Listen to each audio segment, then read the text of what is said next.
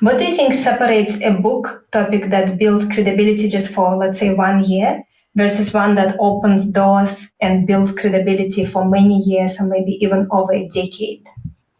Well, it's got to be not tied too closely to current events, is one.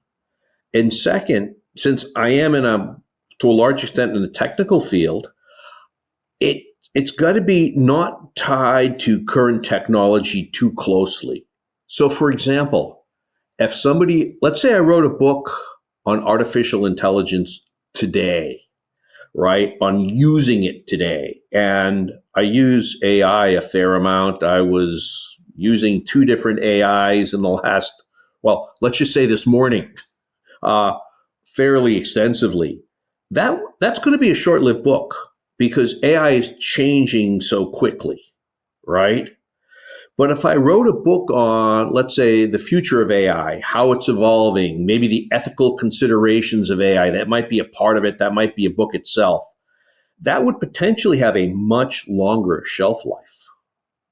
Now, that said, even if I wrote an early book on artificial intelligence and it was obsolete in 6 months, the fact that I had written the book would give me some professional accolades. It was like, this person's an author, they've written a book. For example, my first two books were on social media, on very early social media in 2006 and 2007, and they were outdated relatively quickly. And even though all of my clients back then were purely technical, I was a technical consultant back then, 100%, they were impressed. They're like, you wrote books?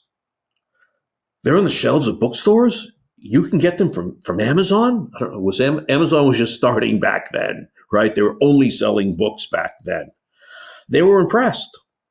And there were times when I was up. I remember one time was a speaking engagement. There was a committee. They were looking at me and other speakers.